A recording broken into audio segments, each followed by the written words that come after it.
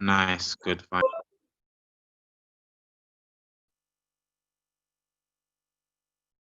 Right. I'm just YouTube is just starting with a new title. Right, okay. YouTube is where?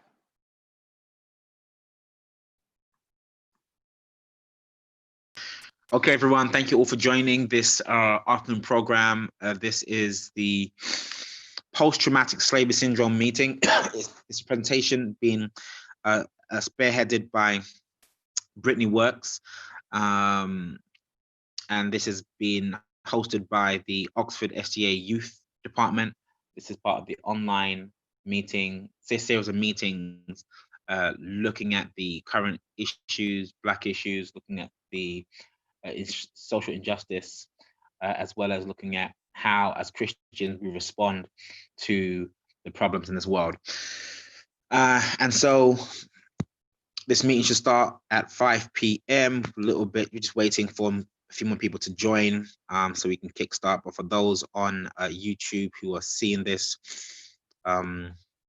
this will be probably the fourth of most, probably the fourth installment of this series of meetings we've been having on these types of topics around Black people and what's going on in the world currently. Some of the major events around the world happening right now, including protesting, including looking at the injustice and looking at the negative impact upon Black people around the world, not just in the UK, but globally. So my name is Eugene James. I'm an elder at Oxford STA Church, but this is a spearheaded program by Sister Bowie Chaza, who is the youth leader of Oxford. So just wait with us for a moment or two as we wait our main speaker.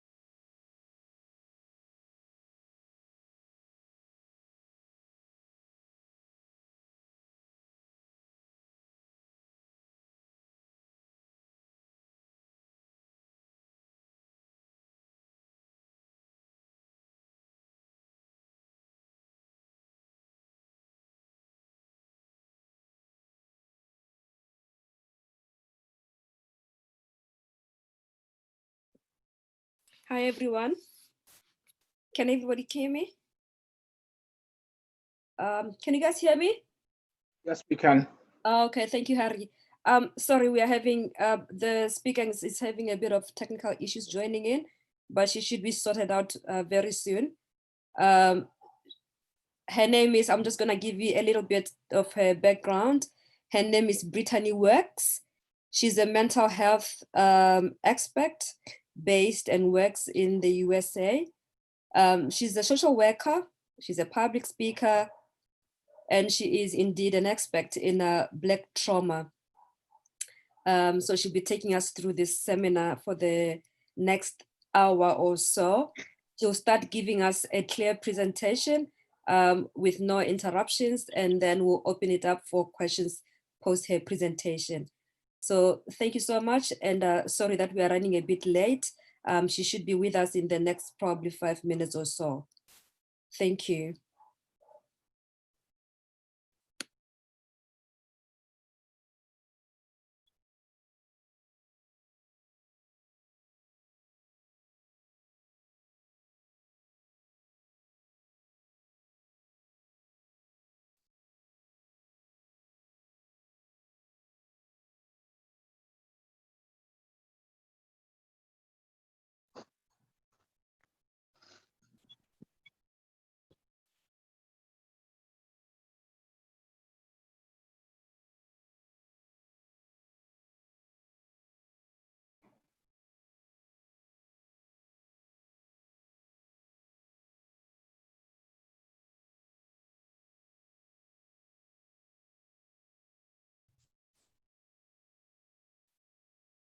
Hello.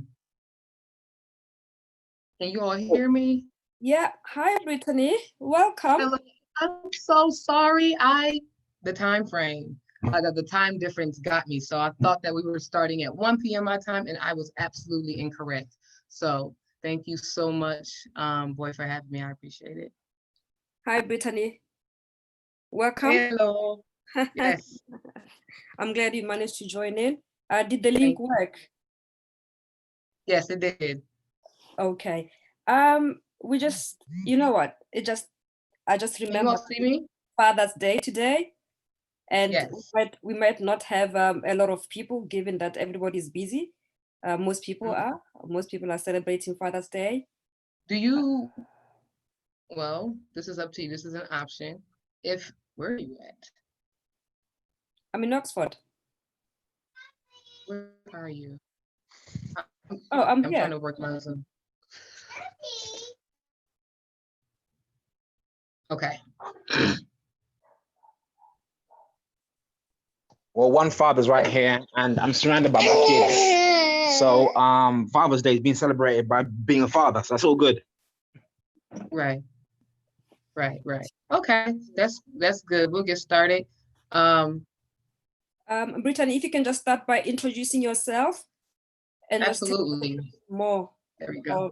Your work and who you are, where you work, where you're based, and everything like that, please. Absolutely. Okay, so I'm Brittany, and I am based in Atlanta, Georgia. I'm actually using an office. I actually work in the hospital right now, one of the urban hospitals in downtown Atlanta. I am a social worker, licensed social worker with a background and heavy background in mental health. That's my primary area of focus. And just some of the work that I've done child abuse investigations in inner cities, as well as working, which was most of my career has been working in prison systems as a mental health therapist, and also working out in the community and going into people's homes as a mental health therapist and supervisor for a mental health team. And so those opportunities have really given me those experiences with my lived experiences have really given me the ability to really understand what we're going to be talking about today, about post-traumatic slave syndrome. And I'm really looking forward to, getting into this discussion with you guys.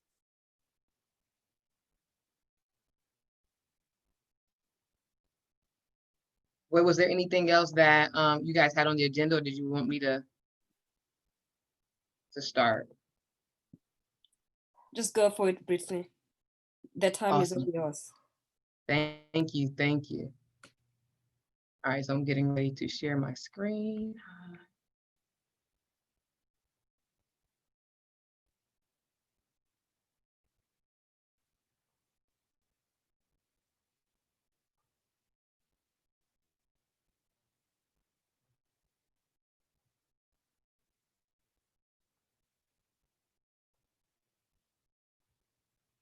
All right, are you able to see the screen? Yes. Yep. Awesome.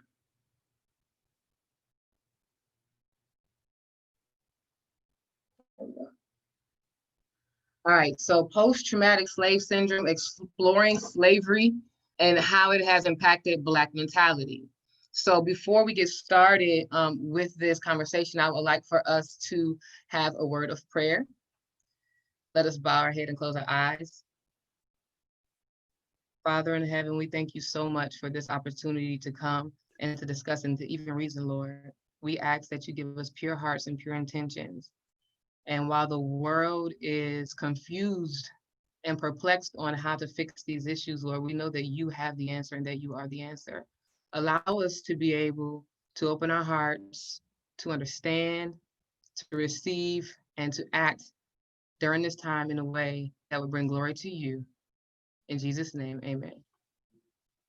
Okay, so discussing post-traumatic slave syndrome, exploring how slavery has impacted Black mentality. So this post-traumatic slave syndrome it's a theory, if you will. It's a theory that was created. It was a theory that was created to explain why Black people act the way they do, and that's almost per the author. I want to get into who the author, the creator for this particular theory, and then I want to discuss a more religious aspect of post-traumatic slave syndrome. All right, so this is Dr. Joy DeGruy. Dr. Joy DeGruy is she is accredited for post-traumatic slave syndrome. She's a licensed social worker. She's a PhD researcher. And what she has done is she's spent years of life doing research in Africa, looking at children in villages in Africa, looking at Black children in Europe, as well as Black children in the United States, and looking at families and working with particularly Black men in the penal system. And through her research, she came up with post-traumatic slave syndrome. And so what post-traumatic slave syndrome is, per definition, post-traumatic slave syndrome is a condition that exists when a population has experienced multi-generational trauma resulting from centuries of slavery and continue to experience oppression and institutionalized racism today. So, let me go back.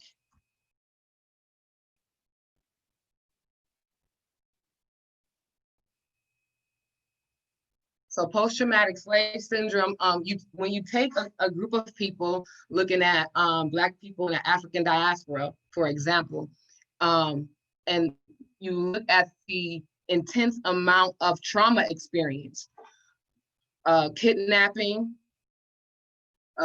murder, being taken away from your family, being ripped of your culture, even religious practices at the time, all of those things created a traumatic experience for Black people. And so post-traumatic slave syndrome is not just having the history of slavery, but it's having the history of slavery coupled with continued oppression today. And so you have the continued oppression and you have an absence of opportunity that creates post-traumatic slave syndrome. How many people do we have on the call? I can't see that. I'm wanting to see if we can make this a little bit more interactive. What's that? 17. 17, okay, so, okay, good, I like that, it's a good crowd. So are there any questions thus far? Anybody, any questions? I can't see or read, so we would have to moderate that part for me. No? No questions for now, Brittany. Perfect, thank you. Can I just say, participants, if you have any questions, please feel free to put them on the chat or to raise your hand. All right, I'm trying to pull up some quotes of prophecy. Okay, so I'll be looking for that as we continue.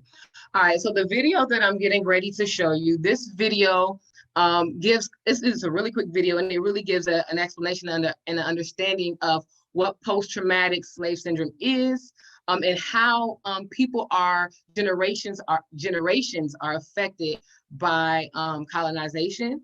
And so when you see the video, if you have any questions, we can discuss those. Okay, I think I'm gonna have to.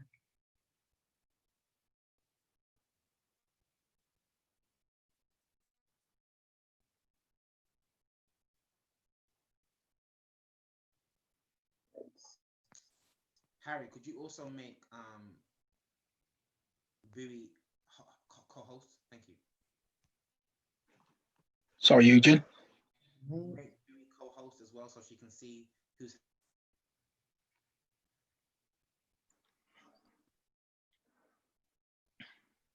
So right now, you guys are just seeing the PowerPoint, correct? Yeah. Yes, You guys are still just see. You still just see the PowerPoint? Yes, in the middle of the screen. Yep. Okay.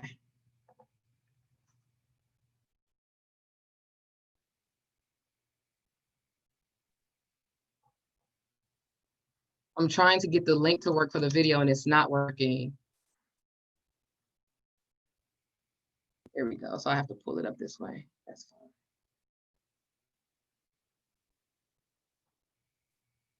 Is there anything our tech team can help with, Brittany? Yeah, I'm gonna. I just have to end this screen. Yeah, just end that screen, and then what you could do is, if you share your desktop instead, then you can see everything. But also, if you stop sharing and just share the screen that the video's on, then it will show. Okay. I feel, listen, I'm 30 and Zoom makes me feel so old. Let me see. I'm trying to stop the screen. Ugh.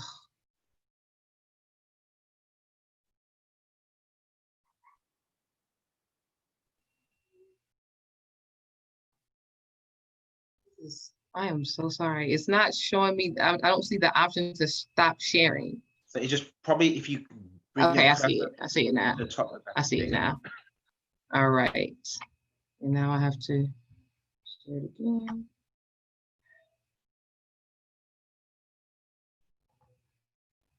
All right, you see the video? You guys see it? Yes, we can see the video now. Thank you, thank you.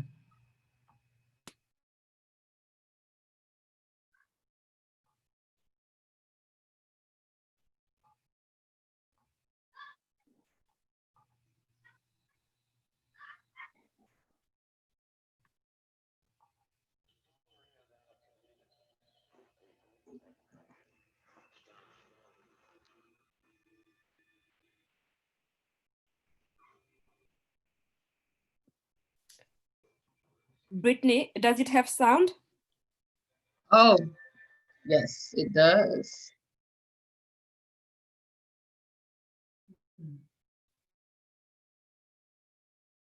So you guys weren't able to hear the video. I don't understand. So if you stop share, and then if you stop share, then stop share. When you go to share again, there'll be two options at the bottom of the screen that asks you to share your computer sound. So press share again, and then you notice at the very bottom of the screen, there should be two options that says share sound of computer. Thank you, thank you. Got it. And then do that again. Got it, thank you.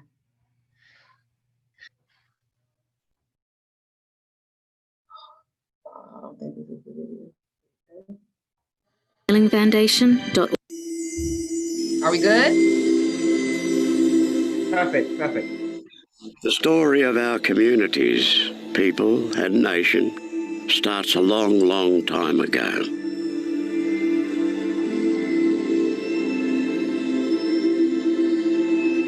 More than 60,000 years, in fact.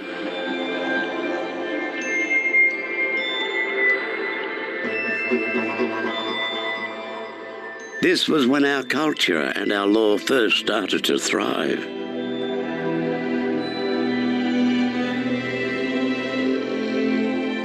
We knew who we were and where we belonged. We took care of each other, our land and our waters. We ate food that made us healthy, lived on country and abided by our laws and song lines. Our families, our children were happy, with strong minds and hearts, because they were where they belonged.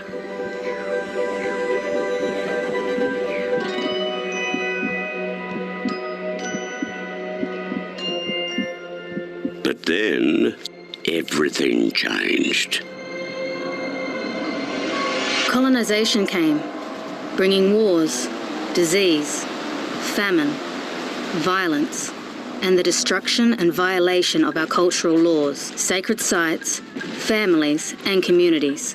We were denied our knowledge, language, ceremonies, and identity, the very things that tell us who we are and where we belong. And our connections with each other and the land grew weak.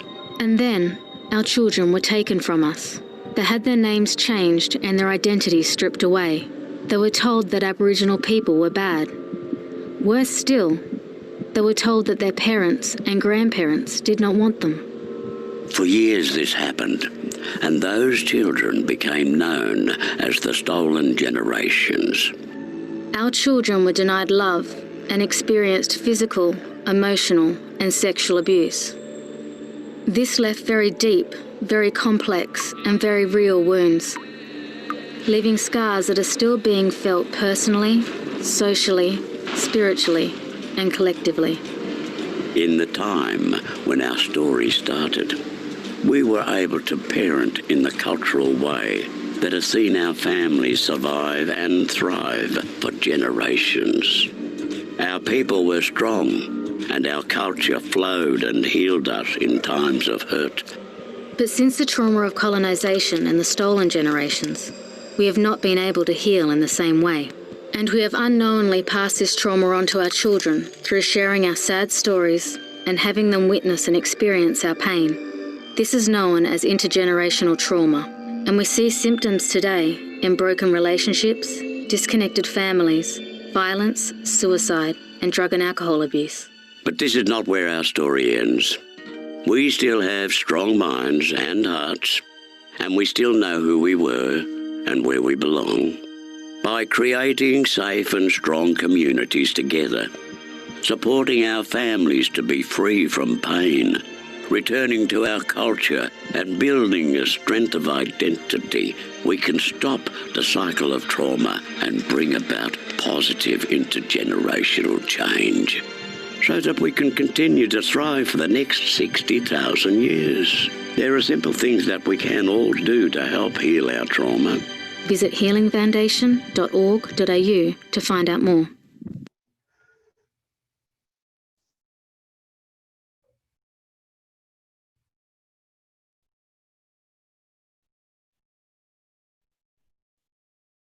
Okay, so the video you guys saw, that video was actually about the Aboriginals in Australia. The original people of Australia are actually people of color, and so that video was specific to them. But if you're watching it, you're able to see the similarities in trauma experiences that they had with regard as those of Black people.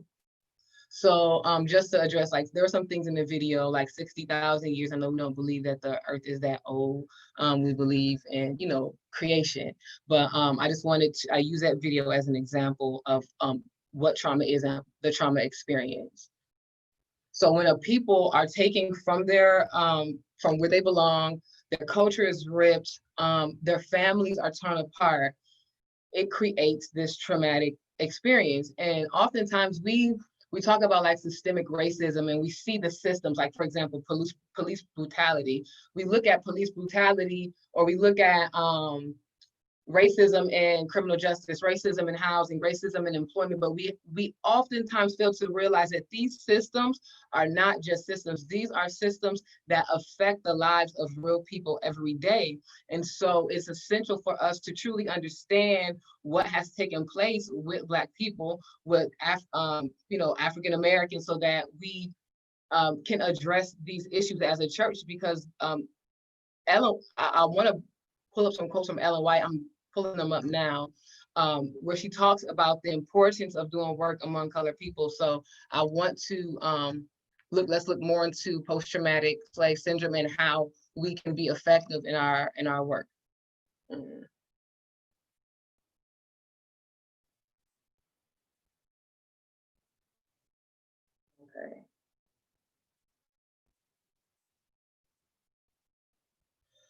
Can you guys see me? Yeah, we can see you. We can't see your screen yet.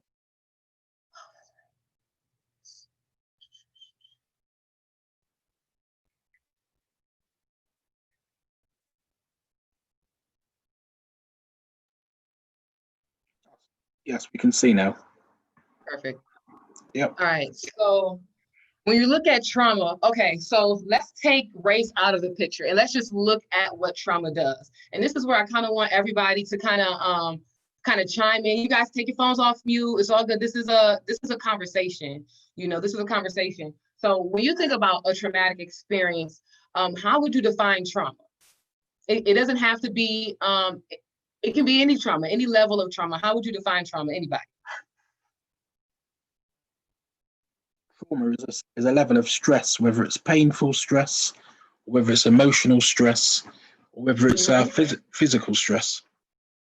All right, so physical, mental, and you said, I believe, painful, right? Okay. Yeah. Right. Okay. So anybody else? I want to hear what is trauma? Like, tell me about a traumatic experience. It doesn't have to be. Trauma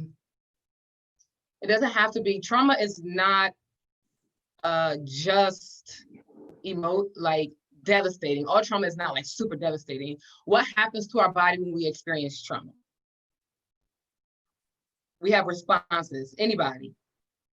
Yeah, I just wanted to, so trauma for me, when I think of it, is like when you get hit by something. So when something that was orderly is disturbed. So like if you get a hit to your head, what would have been the normal function of the brain is no longer the same, because that the normal order of the brain has been taken off balance. So when I think of trauma, that's the sort of thing, like something that has been hit with blunt force and has been taken off its course or its normal course. Awesome. That's just right. And I'm so happy that you talked about the disturbance. When there's a disturbance, I want to go back to look at this slide. Is called epigenetics, and the reason that I'm bringing this up is because it is essential for us to understand that trauma is not just an emotional experience. It directly affects our body and how our bodies work, right? And so trauma disrupts not just my mental, but my actual physical body. Here's an example of trauma, not something that most people would think of trauma as traumatic, but it's a great example of how our body stops, right? So this was last summer, I was outside, me and my son, I have an 8-year-old little boy named Josiah. We were outside and he was just playing. He's hearing impaired, my baby is hearing impaired. And our street, we don't get a whole bunch of traffic. And I don't know what he was thinking, but he decided to dash. He just ran across the street, being a kid. He was 7 at the time. And at that time, it was terrifying. A car came. So when the car comes, it was this close to hitting my child, right? So in that moment, it was really quick. But, whenever you think about that, mom says, I would jump in front of the car, I would do this, I would do that. I froze. I had a traumatic experience. I saw something and it caused me to my body shut down, even though, yes, it was terrifying. So what was happening up here terrified my body, and I couldn't even, make a movement. I'm sure that we all can relate to something similar to that. So when you look at Black people, you're looking at rape, kidnap, bondage, medical experimentation, systems that continue to oppress even after slavery. So epigenetics is specifically looking at how trauma is passed down through your genetics. So I'm not a big, I'm not a medical professional, so I can't hit too much on this area, but I want us to look at a video, and I want to discuss a study that was done with mice. And so what they did in studying how trauma is passed on, we use mice all the time for research. So they had mice, and they wanted the mice to, they wanted to create an aversion to the smell of cherry blossom. So they had the mice in the, I guess, little cage, and what they would do is they would put cherry blossom smell around the mice, and then immediately afterwards they would like shock them. So eventually what would happen is once you took the shock away, just the smell of the cherry blossom would create an aversion or that traumatic experience, as though they were feeling the shock, even though the shock was actually gone. So that in and of itself is fascinating enough. We've all, I believe, have similar experiences to that. However, what was fascinating was when these same mice had children. Listen to this, because this is important, and this is where the generational trauma, this is where it comes in. When those mice had children, those children, although they had never been exposed to any shock, when those baby mice, I keep saying children, when those baby mice were exposed to the cherry blossom, they had the immediate aversion or trauma response. So they were still responding to a trauma that they themselves had never experienced. Okay, so what I would like to do now, I think I figured out how to use this Zoom setup. So I'm going to stop this video, and I'm going to pull up a video on epigenetics. Is the link going to work for us today?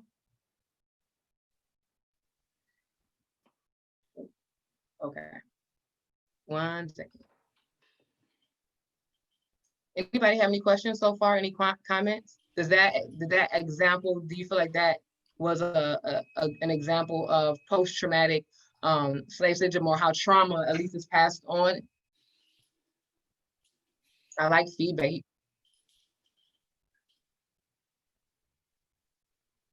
Nobody? Okay. That's a really fascinating concept, Brittany. Mm-hmm. The epigenetics one. Yes. I didn't quite understand that we can actually pass on the trauma to our unborn children to that extent. So and if you, I found that really interesting and eye-opening. Okay, let's see. So with epigenetics, it actually affects the genes of something. I'm sorry, what did you say? Oh, sorry. I said, yeah, I don't know much about epigenetics, but it sounds really interesting. So a trauma can actually impact the genes. Yes, it's a very interesting study. Yes, trauma, it can change the way your DNA works in the same way. Who was it who was commenting? I didn't see your name, who was commenting about how trauma creates the disturbance, right? So it's the same thing in the DNA. Having a traumatic experience can create a disturbance in your genetic makeup. And then you can then pass that same altered genetics to your children, and they will have a traumatic response.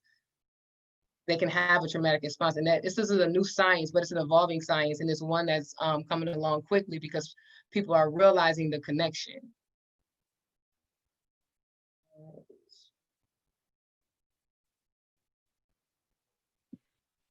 So Brittany, one question. Sure. Does one really have to be in that traumatic state for them to pass on the genes to the unborn babies? Do you have to be in what? Do I really have to be in an active state of trauma for me to be able to pass on that trauma to my unborn child? Or it can, yeah? Because here's the thing, you know, when you think of an active state of trauma, can somebody expand on that? What I'm thinking, and let me know if I'm right. I'm thinking you're thinking of the immediate effects of trauma when they first hit, you know, the shock, the the denial, whatever the case may be for whatever the trauma may be. Are you referring to like that aspect of it? Yeah, that's my line of thinking right now. Yeah.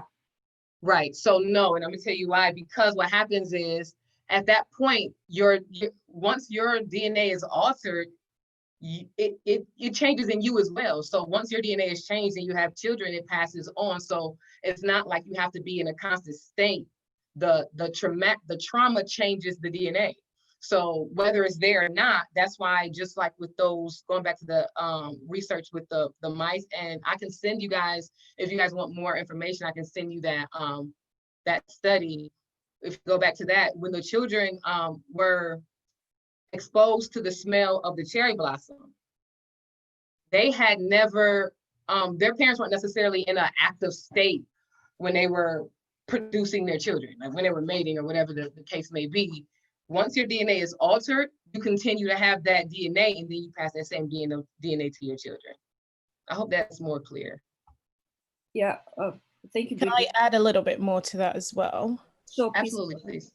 The way I understand it, and I doubt that it's under the branch of epigenetics, but I think a way you can think of it is that if you cut yourself today, you will, that wound would eventually heal, but you may have a scar that is enduring. So your body never stays the same after something has happened to it. So you would still have changes in the skin texture. You would still have something that happened at blood level if you had an infection.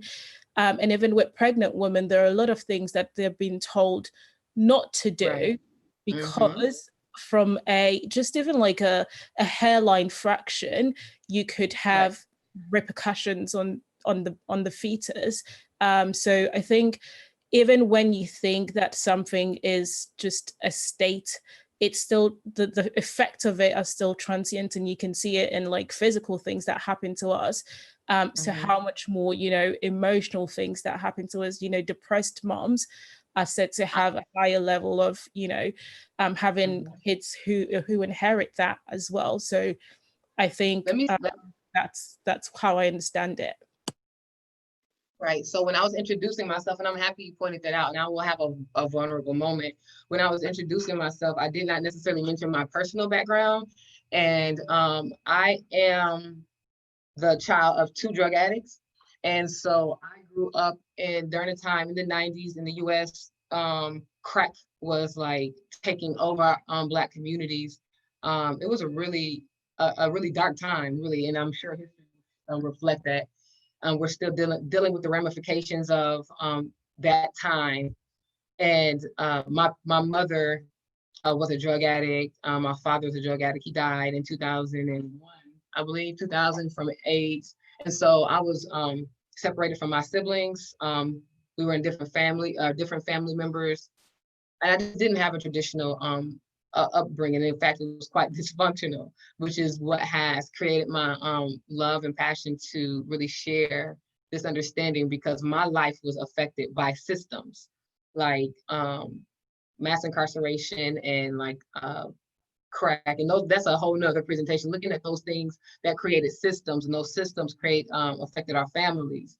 The reason I made that comment, because you were talking about depressed mothers and their children. I was diagnosed with depression at the age of 10, right?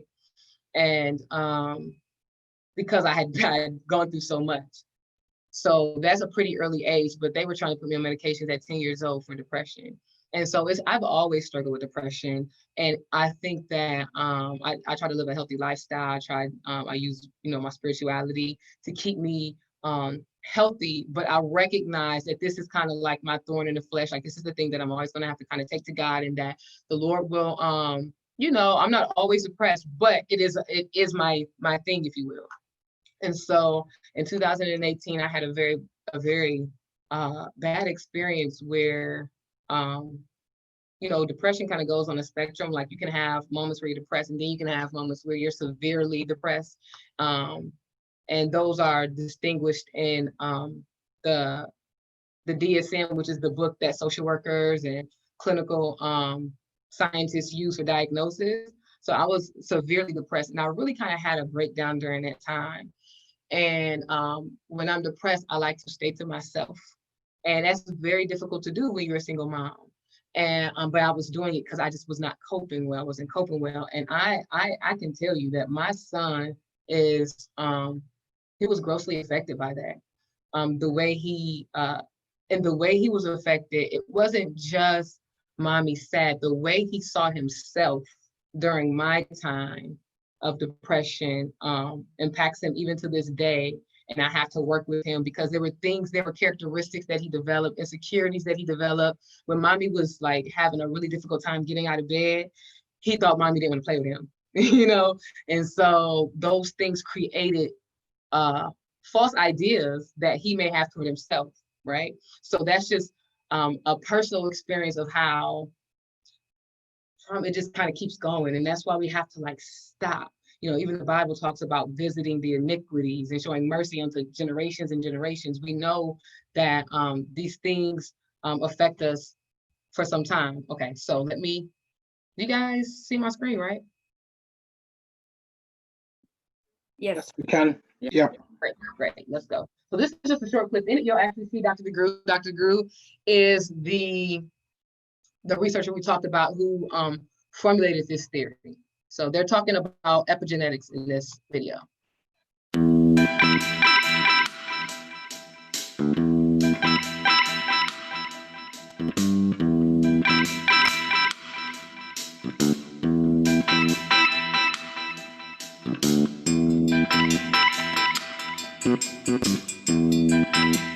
We already know that this is a gene that contributes to risk for depression and post-traumatic stress disorder.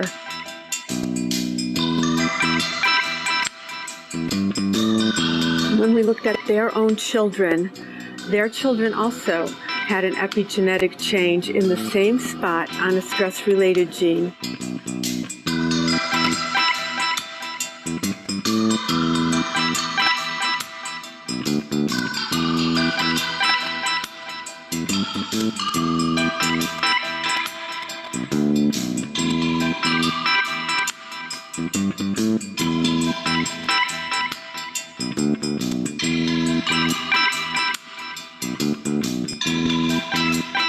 We're talking about multiple traumas for hundreds of years. Not only are you traumatized directly, you're seeing your friends, your cousins, and everyone in your environment being beaten, sold away from family, raped, mutilated, all of those things that were happening, and eventually, of course, lynched. But looking at those traumas, is it plausible that those people escaped stress-related illness? Not plausible.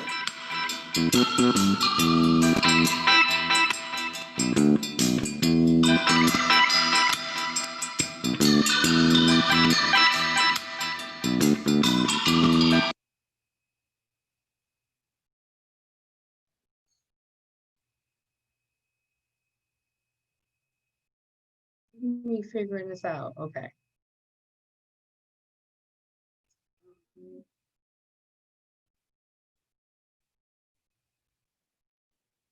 All right.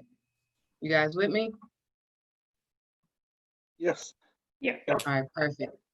All right, so I wanted to add a few more things about epigenetics, or not so much epigenetics, but because epigenetics is specifically about how the DNA is changed, but I want to talk about trauma and its effect on the body.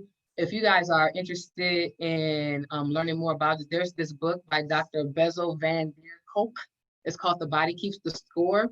It doesn't speak specifically to the African diaspora or the Black experience, but it talks about the way that trauma affects the body. I promise you, it's really in its own right revolutionary because it is affecting the way that we do trauma treatment. And it's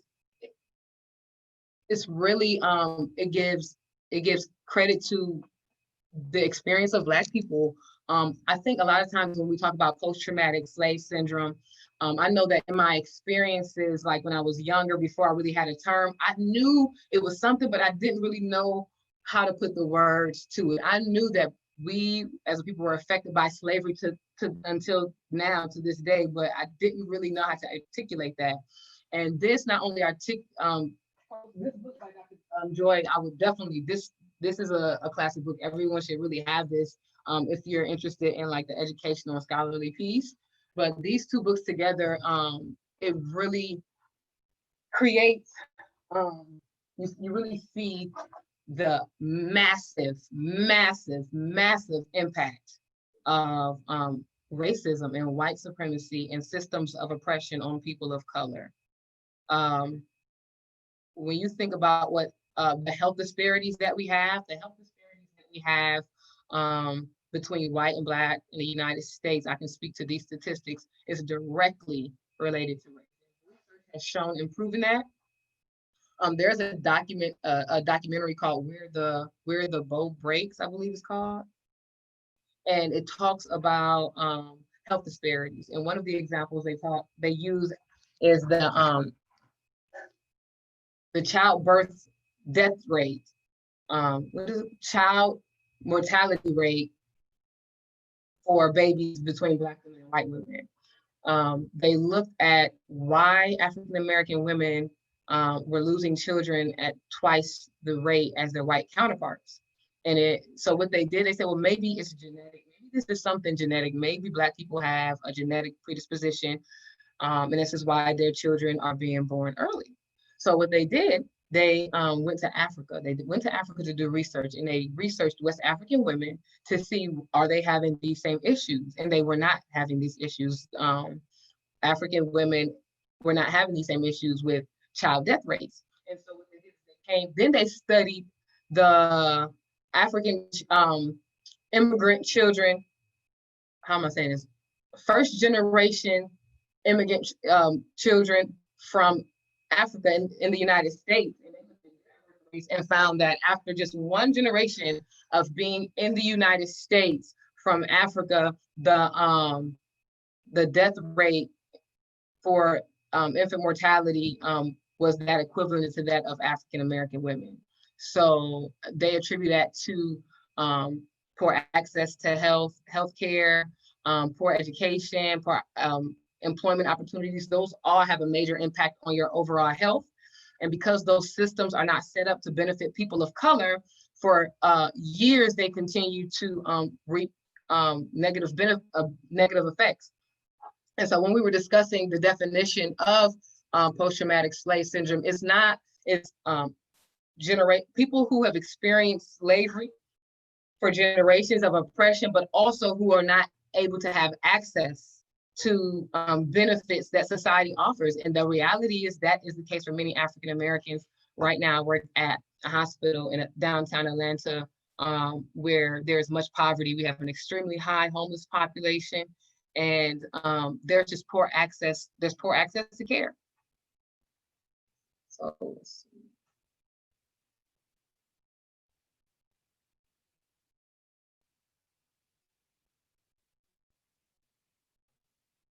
Move the slide.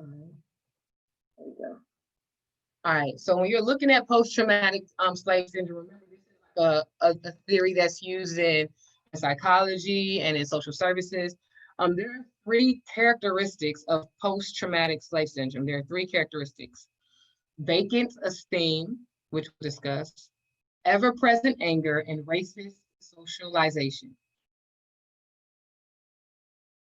So let's discuss vacant esteem. Vacant esteem is the state of believing oneself to have little or no worth, exacerbated by the group and societal pronouncement of inferiority. Invited suicide. So when you're looking at vacant esteem, when you have individuals who have been oppressed for generations and generations and generations, and they are unable to have access today to what other people have access to, it can create a state of vacant esteem. Vacant esteem is different from having low self-esteem. When you think of not having low self-esteem, you think of like somebody who may not, like the way they look, somebody who doesn't really feel comfortable speaking around other people, may have different insecurities, may feel like they not really able to accomplish anything. Those are kind of like your general ideas when we think of having low self-esteem. Vacant esteem is different. Vacant esteem is different because it is how someone internalizes their own value based off of what they believe about themselves, what society believes about them, and also what policies dictate about them. Because policies and laws tell you who and what to value, right? For example, if you're a cop and you shoot an unarmed Black man, traditionally in the United States, I think there's a 1% conviction rate. If you're a cop and you molested a child, you're going to go to prison, right? The reality is those laws in society tell you what is valued, right? So when you're looking at vacant esteem, you're looking at all of those things. When you look at vacant esteem, you're also, Dr. Joy discussed her research with African-American men, and how oftentimes it was like when you're looking at gangs in inner cities,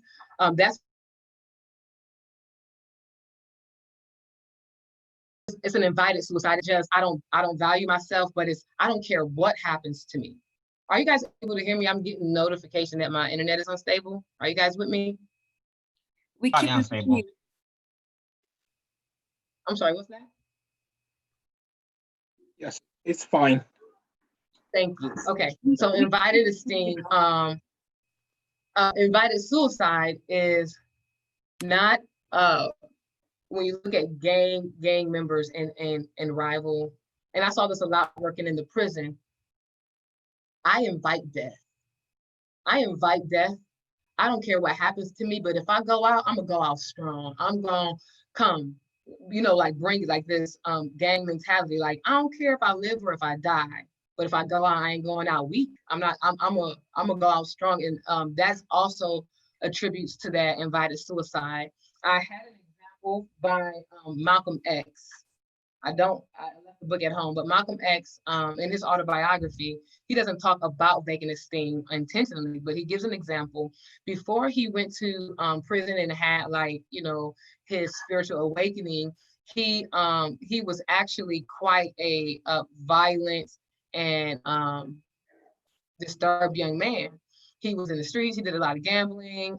People were scared of Malcolm X. And he talks about how at one point, he just didn't care about himself. And it's like he would go around carrying a gun and he would just be ready to fight anybody all the time, no matter what. And he actually uses the word, he said, it's like I was inviting suicide.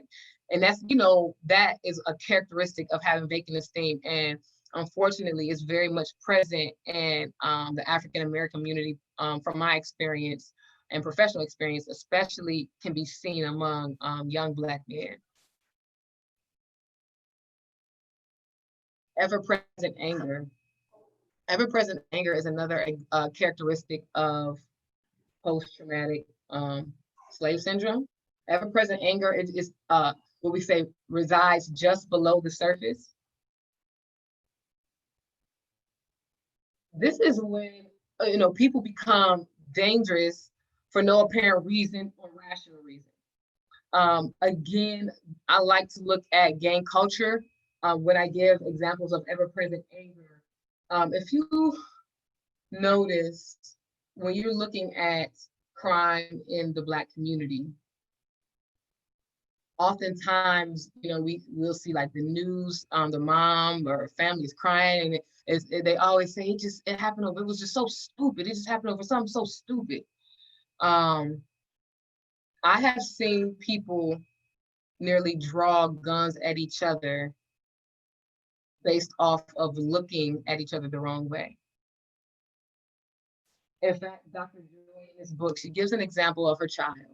And what she says is she was outside, she was in the house and her child was outside playing, young boy. And she said he came in the house crying. And she said, why are you crying? What's going on? And he was like, these boys are outside playing, trying to fight me. So she said she goes outside and she goes up to the little boy. And she said he couldn't have been like 11 or 12 years old at the time. It was him and it was a group of other kids, but primarily him who was bullying her son. And she said to him, young man, why do you want to fight my child? And he looked at her and said, because he's looking at me. How many of us have seen that sort of narrative played out in our communities, or in, you see it in like in TV and in movies, where it don't take a whole lot before somebody is ready to fight? Is that something that you guys have seen and experienced? Is that, I'm not saying anything foreign, right? You guys are you guys with me? It's a little quiet, so I don't know. Yeah, time and time again, you know, people will be killed, stabbed over something as minor as that. Right. So, what was somebody getting ready to say something? No. One of the examples that I give for ever-present anger is when I was at work, and I'm gonna shorten this story, but essentially I was stepping in for a coworker who was white. There was a young man who had been hit by a car. He was 16 years old, and he was a Black boy. At this particular hospital, was an affluent hospital, the polar opposite of the one that I'm working at now. Most of the staff are white. Most of the clients and patients are white. So, you know, you have this young Black boy. He was 16 years old, and he had been hit by a car. When I came in, one of the nurses came to me that morning and said, "Hey, I need you to call DFACS because, you know, we heard that he's skipping school." And DFACS, that's like Child Protective Services. And I thought to myself, that's not a reason to call Child Protective Services.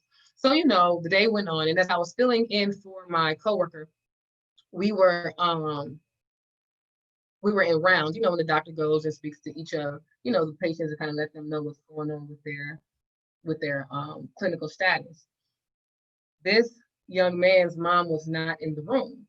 Now, I had met with her earlier, and she was actually a school administrator. She was actually really awesome, school administrator. And she had admitted that her son was having some difficulties in school and that they were looking at alternative options for him. But this was a good family, and this was just a teenager. He was a teenager doing teenage things. So when it was time to do rounds, the mom was not in the room. So the doctor came in, and you have this 16-year-old boy, he's underage. He's heavily medicated. He's a little disoriented, and we're getting ready to explain to him what's going on with his body. So she starts talking to him, and I said, "Wait." I said, "Can we wait for his mom to come back because she's just downstairs?" And the doctor, she ignored me, and so I said it again, and then she looked at me and she said, "Okay." So she leaves the room. We all leave the room, and we continue going to the other rooms until the mom comes back. So the mom comes back, and when she comes back, the doctor. I said, "Hey, this mom is back. Let's go back to this room." And she was just like, "No." And she refused to see that patient. And I said, "Well, are you going to see him?" She says, "Well, all he needs is PT, meaning physical therapy." And I said, "Well, are you going to let her know what needs to be done when he gets home?" And she was just like, "No, somebody can do it," and walk out, right?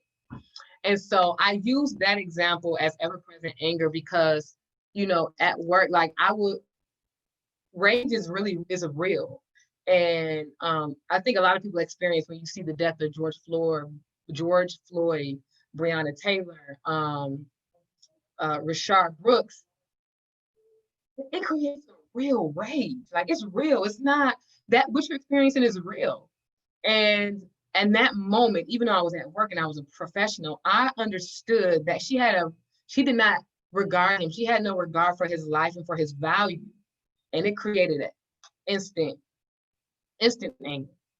And so I think that racism has created that.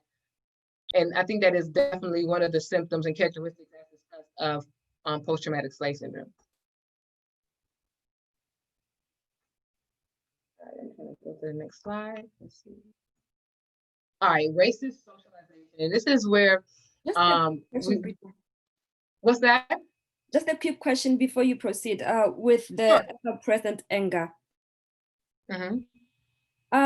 Can we, well, does that explain the often used and rather abused narrative that Black people in general, especially women, you know, Black women are always angry?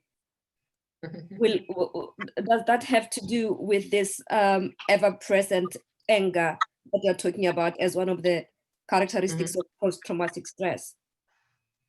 Well, I think there's a lot of stereotypes of that.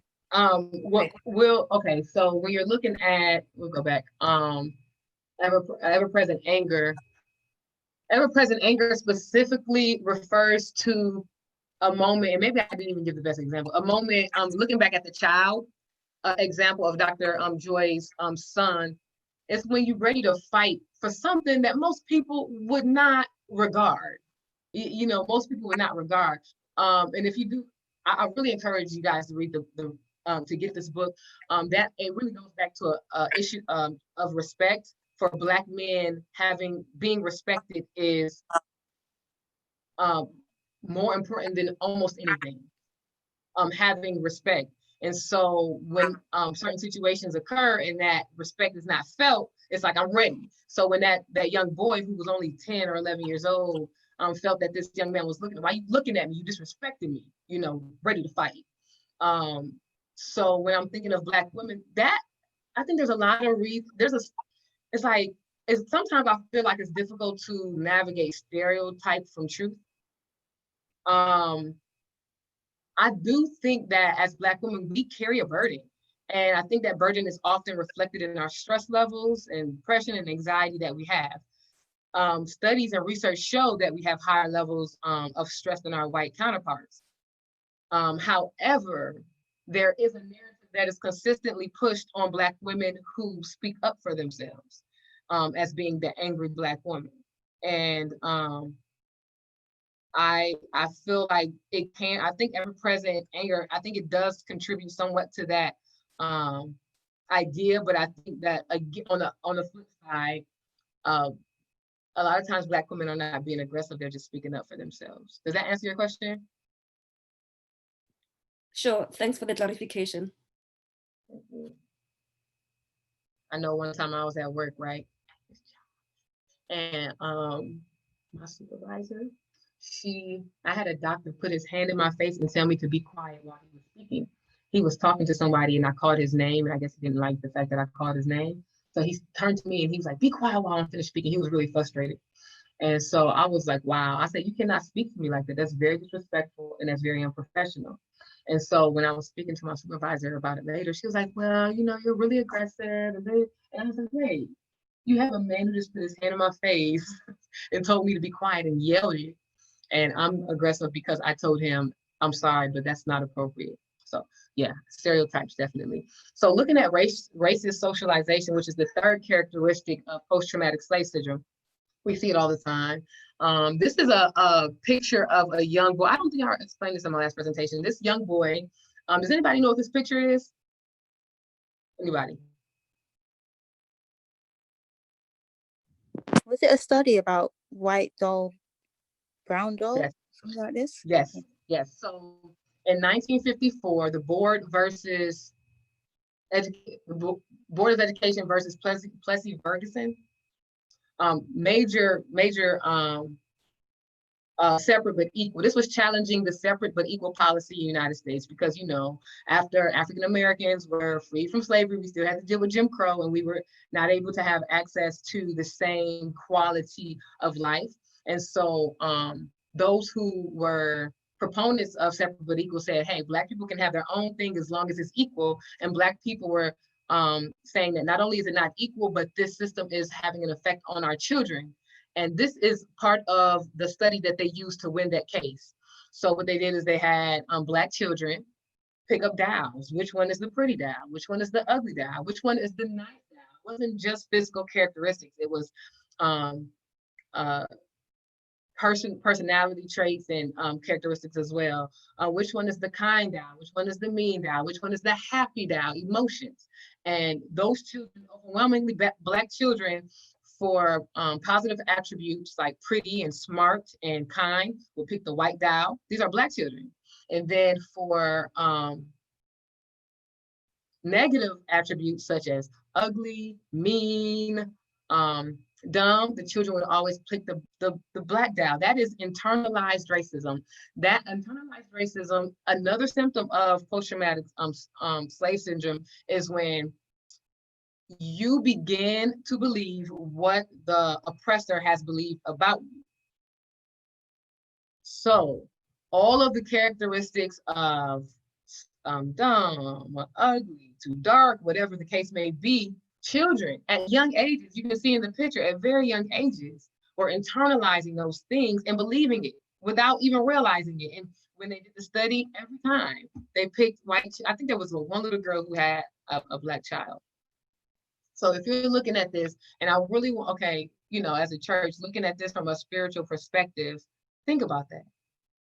Think about Black children internalizing racist ideas and what that has done in the Black community, because it has wreaked havoc for us, just to be frank. When you believe about yourself what the oppressor believes about you. So I know growing up, I used to hear this this term. It was like, white, you are right, brown, stay around, and Black, get back. You know, that's like a saying, you know, where whiteness has been seen as superior and Blackness has not been. So I want to discuss some examples of internalized racism. Colorism. This is something that is really huge in the African American community, where light skin versus dark skin. You know, I grew up with I grew up with dark skin. I have dark skin, as you guys can see, and it was very difficult growing up in school. Like around 3rd and 4th grade, I really had a hard time. I hated going to school because people talked about the color of my skin, and those Black people were Black children. So imagine being so enslaved and so oppressed in your mind as a Black person, as a Black child, having gone through slavery and Jim Crow and lynching, and to be able as a Black child to go into a classroom and talk about the skin color of another Black child. That's abnormal. And that's not something that you see in other communities. You don't see that in other communities because they don't have that same racist, oppressive background. They used to call me Black Spook. That was my name in 4th grade, was Black Spook. It was awful. It was awful. And again, that's Black children. We see it, the standard of beauty standards are based off of European features. Straight hair, facial features when it comes to our noses and our lips, well, maybe not lips, but you know, various facial features that are our hair. We spend, and I feel like we've grown as a people over the years where, you know, we feel like we have to put chemicals in our hair to make our hair straight.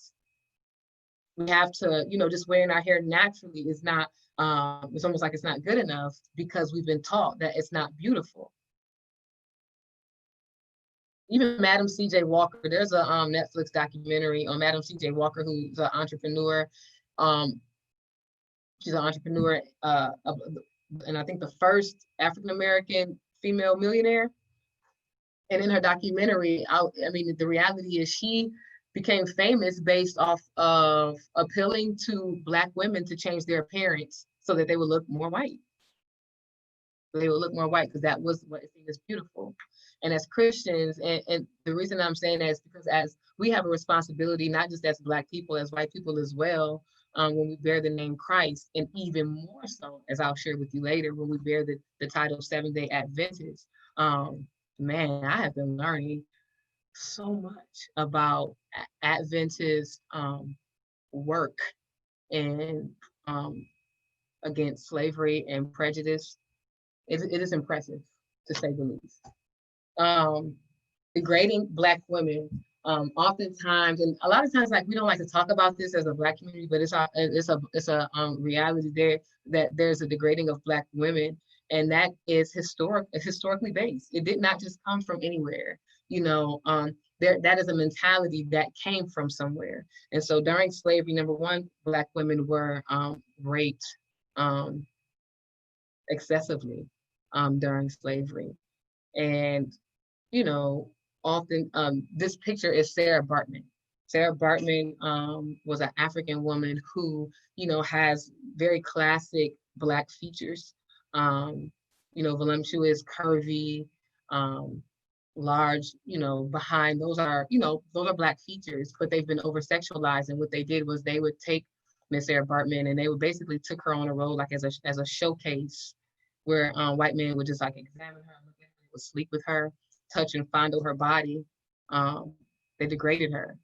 And she really died a miserable death. It's very sad, but oftentimes those same behaviors and actions can be seen within our own community. And again, internalized racism is when you begin to believe the oppressor's perspective. And that's just another example of that. So when we're looking at, post-traumatic slave syndrome, it's very difficult to see where, it's clear that there's a work that needs to be done, specifically with people of color, among ourselves, and then also white Christians and Seventh-day Adventists and people of faith to come together to heal some of the things that have come as a result of being enslaved. So, and this is based off of the post-traumatic slave syndrome theory again. It's important to master our inner world. It's very easy as people of color to become frustrated and upset and enraged when certain things happen. For example, George Floyd, like I see people going back and forth on Facebook, and it can be so much. It can just be so much of a burden and anxiety. And I think this is maybe like week 3, where I'm finally beginning to feel myself again. It is so important for us to be in control of our emotions and understanding that our history, but moving forward in a way, not just from an emotional place, but from an intellectual place, knowing the importance of, okay, when do I engage? When do I not engage? Like certain conversations, and just really being mindful of what's going on inside of us, so that we are able to keep our minds and bodies healthy. Positive racial socialization, that is essentially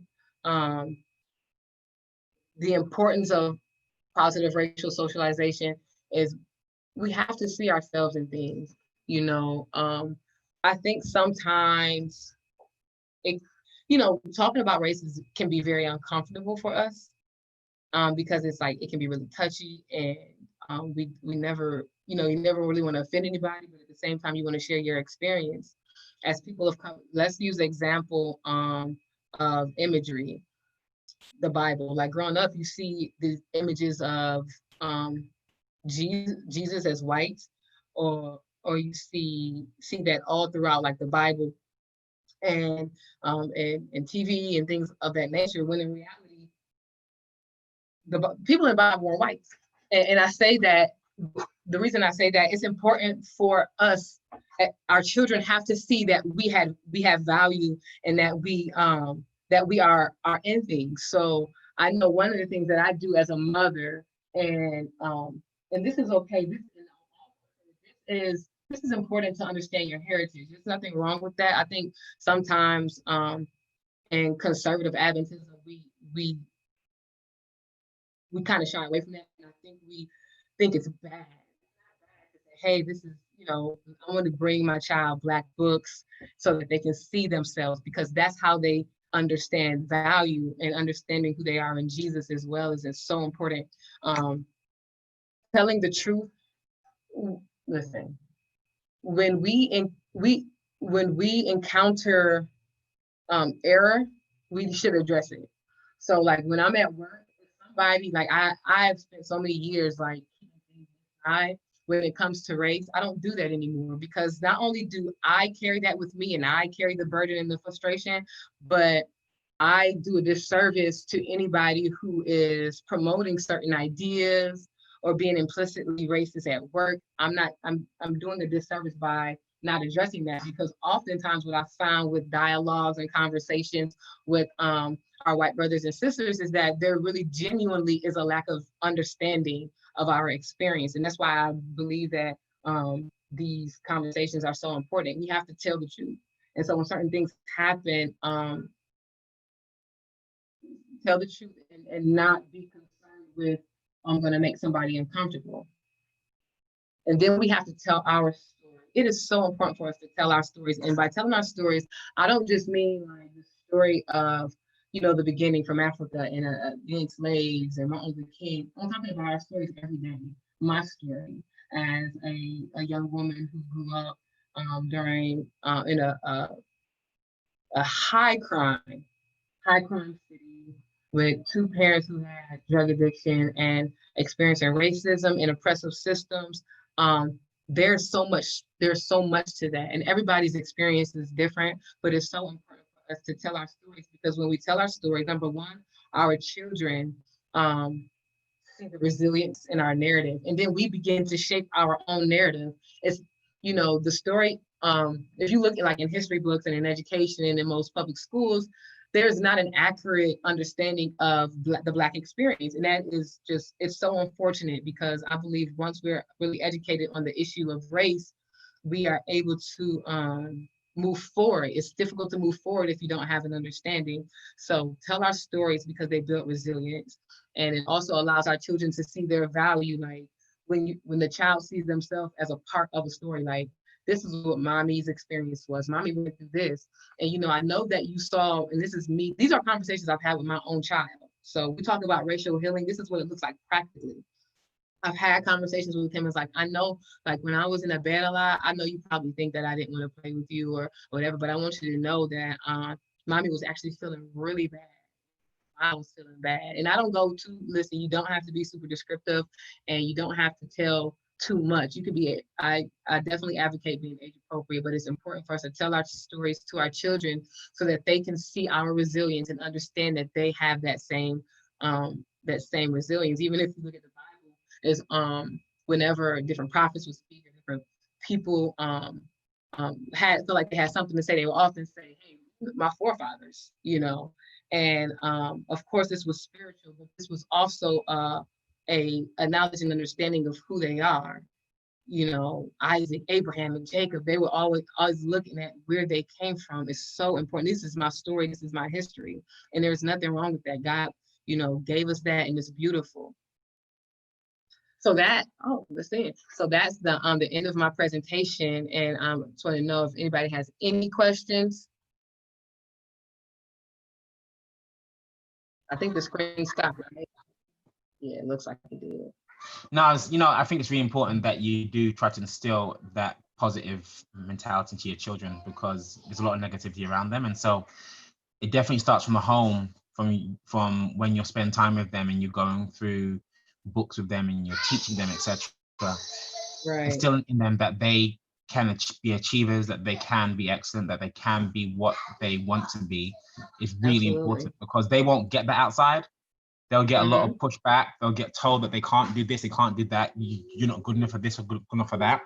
And so the parents at home needs to be the one that sets that foundation, so that when they go outside, they can say, well, that's not what my mom said. My dad said this, you know, so I can be this, you know? Right. And I think that it's okay. It's kind of fun being like a therapist and having a child, because I feel like I get to like kind of experiment on him a little bit. But really looking at ways to just bring them into the story and into the narrative, and teaching them that they have value. Like, I need you. So there are things that I do with my child that may seem simple, but I'm instilling in him that I need you, Josiah. Even when I'll have him help me cooking. Like, mommy really needs you. Can you cut this? Like, there's so many different ways to incorporate healing into the process. But it's so important for children to understand that they have value, especially young Black boys. You have value, because even though you may tell it to them, there are policies and there are people on the outside, as you were saying, who are not enforcing that same message. Yeah, and just one more thing as well, to experience. So I took my family to Jamaica. That's where my mother's from and where my wife's family's from as well. And my daughter, she, when we was in Jamaica, I think it was the second time was there. She must be about 5 years old, something like that. And she looked around. She was there for about maybe a couple of days. She goes, Mom, this is our home, right? This is our real home, right? This is where we belong, isn't it? And I thought that was really important, because she saw so many Black people around, and she recognized this is her people. I thought that was really important for her to make that association, because she felt proud and safe where she was, and safe. Yeah, correct. She felt proud but safe. She felt at home, and I really appreciated giving that experience. Yeah, and I thought to myself, this was really important for her. Yeah. Yeah, yeah, that's awesome. I know, like my son, he's always kind of had like an interest in history. That's just kind of who he is naturally. But what I've been doing, like there's this app, and I'm just sharing this with you guys. It's called Epic. You guys probably have access to it. And it's like different books, just a bunch of different books that he can read online. And I'm always sure to make sure, like I want him reading books. I want him to understand himself. I want him to understand himself because the systems created the systems don't show his life value. And so it's important for us again to reinforce that to our kids. Hello, hi. This is Leah. I've got a question. Hey. Hi. So you mentioned the study with the children with the brown and white doll. Where they. Sorry, you mentioned the study with the children with the brown and white dolls. Yes. Yeah. And so I remember seeing something on that, and what they mentioned was that the Black children who came from homes that encouraged teaching them about Black history and Black self-worth, they had a completely different outcome. They actually pointed to the Black child as good, beautiful, etc. And I think it's to recognise in children. My question is for adults, for those of which I believe is the majority of us who haven't had that, who didn't have the unteaching and are now adults with internalized trauma. How does that reflect itself? You mentioned colorism, but how else does it reflect itself? I mentioned what? You mentioned colorism is one of the ways it reflects internalized trauma. Colorism, yes. And how else does it manifest itself? And how do we recognize it and then undo that teaching as adults? I think that, okay, so I don't know how engaged, how would I answer this? It's everywhere. It is so pervasive. And like, I was thinking about it this morning. I was like, white supremacy, imagine a world, imagine what our lives would be without white supremacy, without this constant concept that white was better. As adults, it is so heavily internalized when I think about the relationships that Black men have with Black women. There's an artist, what's his name, J. Cole, who came out, a rapper who came out with, are you guys familiar? Like, I see everybody's phone is on mute, but like, yeah, unmute something like talk. J. Cole came out, no, I think a woman called him out because she felt like, he was supposed to be saying something about what was going on during this time, during the protests, where's he at? Basically like calling him out for being quiet, okay? He then responded with the song saying, basically, I understand that you're educated, but you gotta be patient toward us Black men because we don't know everything and that you can't be arrogant and we want you to help us. And then so it created this major conversation on social media where Black men are just like, it wasn't offensive, and Black women are saying it was, and Black women have to be patient with Black men, but Black men have to learn how to step up. This is all a product. Okay. Now, by saying that, what I'm not saying is that this is white people's fault. I'm not saying that. Okay. I'm not putting all of our issues on white people, but what I'm saying is that the division we have among each other, these are not conversations held in other communities, like the debate, the constant conflict.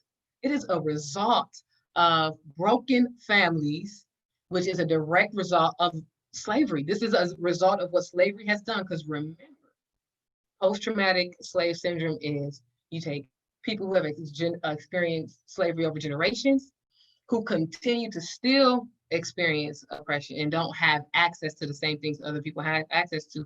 It's played out in the way that we,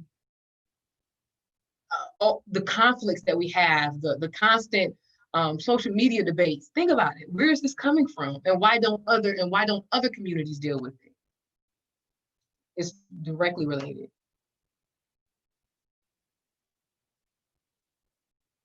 Any other questions? Can I ask a question about, so I just had a look at Dr. I think DeGrue, is that how you mentioned name?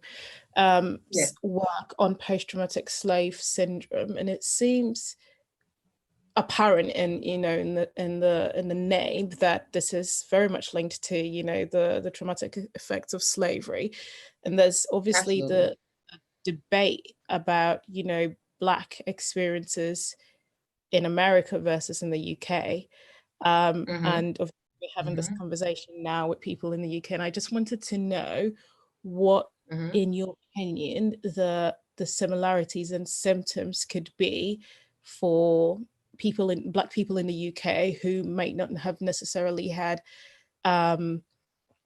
lived through that lived experience of slavery as it was in America, and would then be showing those symptoms. Like, for people in the UK, how do these symptoms sort of manifest themselves, if this is something that you're aware of? Right. So I don't have a lot of knowledge on, I guess, just like the social interactions of Black people in the UK, but I've done this presentation one other time with, was it Oxford? Not Oxford, that's Oxford, with Holloway, I believe, SDA Church in London. And I walked away from that experience like, wow, we are the same. We really are very similar. My answer to that question is this. I think that it has done the same thing, but on a less severe degree. I think it's just a less severe degree because, as you said, the history and the oppression is not so severe. But if you look at the health disparities and educational disparities and police brutality, African Americans in the UK are, I think I was saying, like 4 times more likely to experience police brutality, the health disparities. Even during this coronavirus pandemic, African Americans in the UK, just like here in the United States, were experiencing much higher rates and fatalities from the COVID coronavirus, as were we. And so really, it's really very similar. It's very similar. Does that answer your question, Winnie? Yeah, thanks for that. And actually, something you mentioned about vacant esteem and the policies, I think the overlap there is that while the UK may boast of its subtle racism, as it were, if you go down to policies, there are things that actually frame how young Black people see themselves in the country. And so even though the syndrome is related to slavery, I think the symptoms of it are still relevant to today's, I guess, modern slavery. Absolutely. Which is through, and that's what it is. It's looking at how slavery impacts us today. Post-traumatic slave syndrome is just that. It's like, this is relevant to us, even though we didn't live through, slavery. Or I have this picture. I have to show it. I don't know if you guys can see it, but this is a picture of my great grandmother, and these are my great grandparents. And I think this picture was taken in the early 1900s, and they were not slaves. I think their parents were slaves. And I looked at that 4-year-old great grandmother of mine, and I look at my grandmother who raised me, and I look at my mom, and I look at me, and the impact of slavery is just so severe, and the mental, what it can create for just everyday life. Because again, I think we sometimes believe the only time we're affected by traumatic like slavery is when like it comes to an issue of race, like, oh, when somebody is murdered, or when we see like these public slayings of Black people, like George Floyd, for example. Black people are experiencing this trauma because of everything they've been through. But understand that, again, trauma disrupts your regular flow. So I can experience like this immediate traumatic response when I see, a Black man murdered for no reason. But the response is lasting. And it's not just what I experience when my, you know, I get sad or I feel anxious. Like it can change the way I adapt. It can change the way when I go to work, my attitude, like those things just, it creates, it's a whole mentality. And it's like, our people have just been so like oppressed. One of my friends who's huge into like Black studies and African-American studies, he says that if you really want to start digging into the history and understanding our history as a people, he said, I encourage you to do that, have a therapist, because it's so egregious, it's horrible. You know, remember like this, we always want to keep a spiritual eye. You know, biblically, we believe that the United States of America is the beast of nation. And, you know, this beast spake as a lamb, but acted as a dragon. Dragons have no mercy. Like when you look at the history, and if you look at what has made America so much of a contradiction, if you look at what makes America so much of a liar, you understand, like African people were being enslaved and beaten and raped when our country was founding papers to say this is a free, you know, free country and anybody come here, you know, you have freedom of speech and liberty and justice, and this is what's happening at the same time. That's prophetic. Like we can't lose sight of the spiritual part of it. Like it's heavy, it's really heavy. And like sometimes, you know, I'm always engaged in this work. I have to take a step back and take care of, I have to make sure I take care of myself, because I'm like, you know, and I have to ask for God's peace, because I want to educate people, but we also want to be mindful, like at the end of the day, like it is God who will have the last say so. God will have the last say so. And I truly believe, with all my heart, this is not going unnoticed from him. And that the Lord, God is a just God. I believe that God is a just God. And I think now we're seeing an awakening in people, which is almost eerie. Last night, my grandmother broke down, and she's not one to break down. She's just not. She dissociates quite a bit, actually. And I walked by her room and she was like tearing up, and I was like, what's wrong? And she was just like, I just saw white people walking and they were, you know, in a parade, and they had on shirts that said Black Lives Matter. And she said, I don't know, I can't, it was just so beautiful for her. I mean, my grandmother's 75, and she's really not an emotional person, but she was just like, I'm crying, I don't even know what's happening, I just can't, I never thought I would see anything like that. And you know, I think it's easy to like get discouraged and things will never change. That's not been the case. Things can change, and because God is the person who changes our hearts. And so I believe that we continue to advocate for ourselves, advocate for justice. That's what our church teaches. I was trying to listen, this timeline got me I was so confused. I was an hour behind schedule. So I'm so sorry. But I do want to say that we're looking at that Seventh-day Adventist Church specifically. We know that the Bible advocates for justice and mercy to the poor and helping the unfortunate, but specifically as a church, the Seventh-day Adventist Church is one of the only churches. And I'm not talking about the people, I'm talking about the institution and what it teaches. And specifically, Ellen G. White, one of the only churches, dare I say, to really always constantly advocate against slavery. There are many churches who are engaged in the work of slavery. The Seventh-day Adventist Church were advocates in abolition. And Ellen White, if you read her book, The Southern Work, it's incredible. And I'll just read just a short list of things that she spoke directly about. She may not have used the exact terms, but she speaks directly to. I was trying to compile it, but other time, she calls out white supremacy.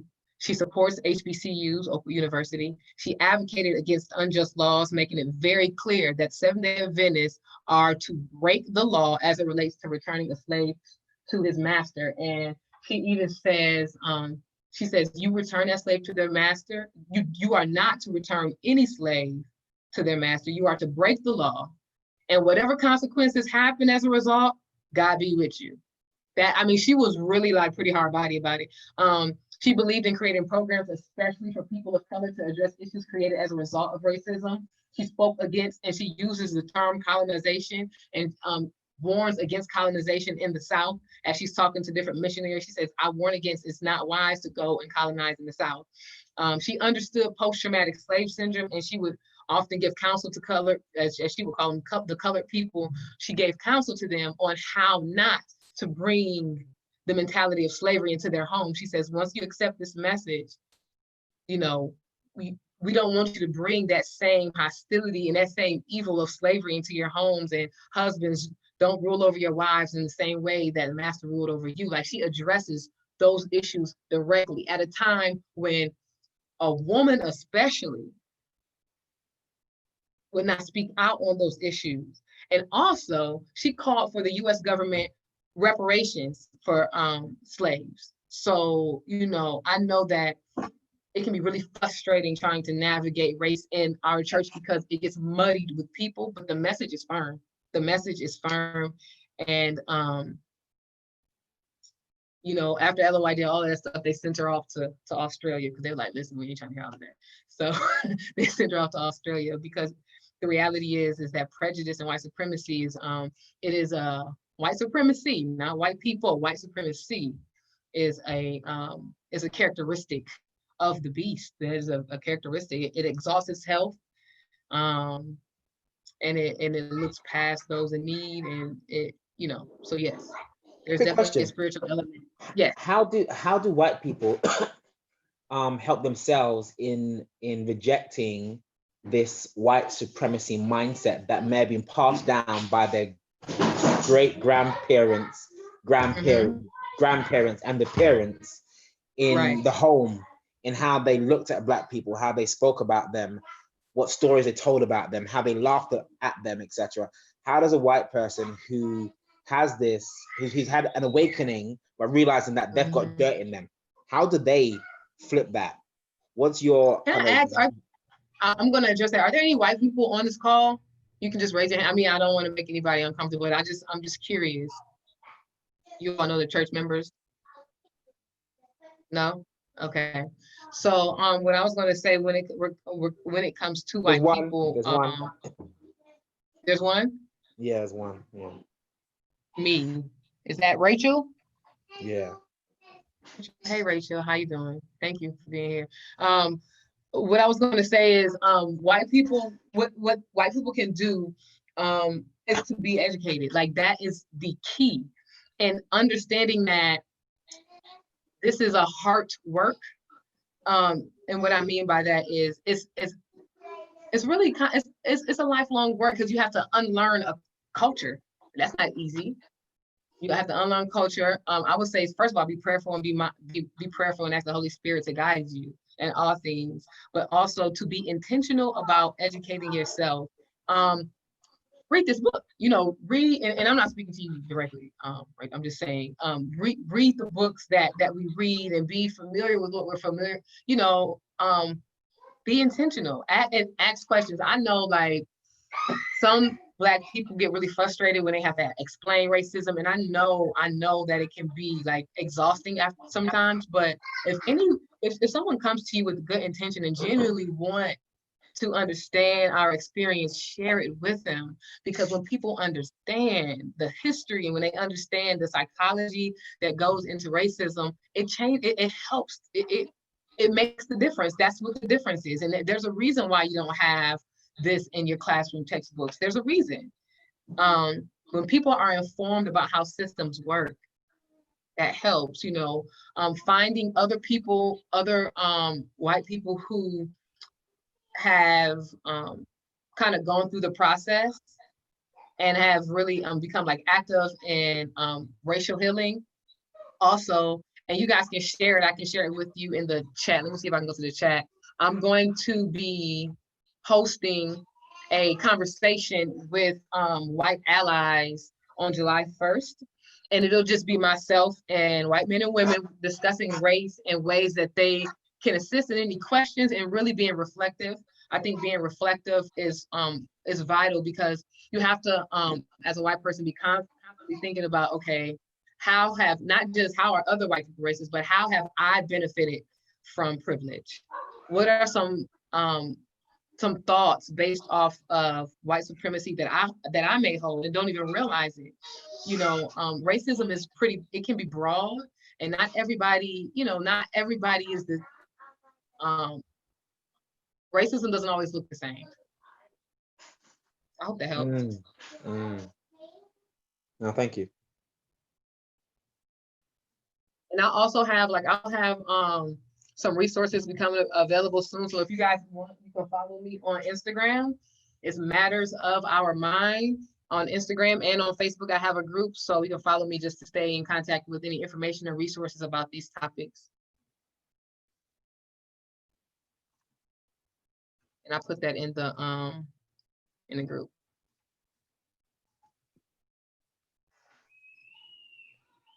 Thank you, Brittany. We will end this meeting at 7 o'clock. So any questions from our participants? Any comments, any questions? Brittany,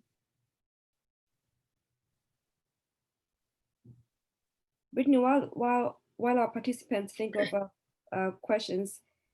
What's that? No, well, I'm just saying, thank you so much for your time. Oh, no problem. And thank you for your informative presentation. Excuse my ignorance here, but I was really oblivious to the fact that trauma experiences can alter our genes. I was so oblivious to that fact. Thank you so much for informing me. No problem. No problem. And I've found the 3 characteristics that we've discussed of the post-traumatic slave syndrome very eye-opening.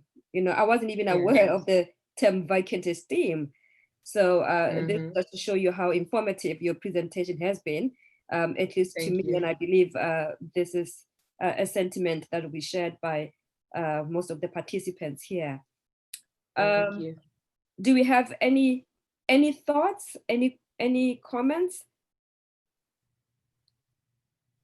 Me specifically, or were you asking everybody? Just everybody, the participants. Okay. I'm so sorry to be asking so much, but yeah. Could I just ask, in terms of any memory verses that you've got? I don't know. I think I missed the beginning. I'm not sure if you shared any. Are there any sort of Bible passages that you've got available specific to dealing with, I guess? Yeah. So I do have some, but okay, again, I was preparing them when I thought I had time and I didn't. So if you would like, if you give me your email, I'll send it over to you. I'll get it all compiled the way that I wanted to have it compiled, and I'll send it over to you. Are you okay with that? Yes, thank you. And I'll give you, well, as a matter of fact, this is what I'm going to do. Don't give me your email. I'm going to give you my email address. This is my business email, but if you email me here, I'll know exactly what you need and I'll get it over to you. Okay, I can get it over to you as well, it's only 2 o'clock here, so later on today. Thank you. That'll be helpful, Brittany. Thank you for that. Email. So I have my email. So what I want you to do is email me and let me know that you want that, and I'll make sure that I send it over to you.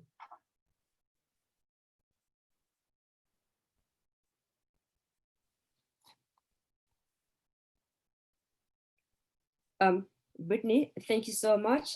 I am just going to ask our youth leader to give a vote of thanks to you. Eugene? Yes, Brittany. So thank you so much for the time that you have given us today. It's been really informative. Thank you so much just for giving us opportunity to ask questions and just to give us such good information. Those links you provided were really great as well. So especially just reminding us as well about the abolitionists history that we have as Adventists, which is really great. It's really great. And I have a link. Let me see. And as you're speaking, I'm just going to see if I can find one of the links to put in here, because I really, let's see. Yeah, I'll send that over as well. So if you send me an email to the email that I have in the, sure. And I'll be sure to No, thank you so much. Thank you so much for your No time. problem. And Thank you. I pray that you continue just to do what you're doing, and you get more support, and you keep just really informing people, giving people the education, and really just keep the story going, you know, because I know it's giving people some clarity and helping people to put the dots together. So we appreciate you. We appreciate you. Thank you. Thank you so much. Thank you, guys. Thanks for having me. Thank you, Brittany. Thank you so much. God bless, and may He expand your ministry. Thank you so much, participants, for joining us this afternoon, this evening. I hope you've learned as much as I have. Good evening. Okay, may God bless you. Uh,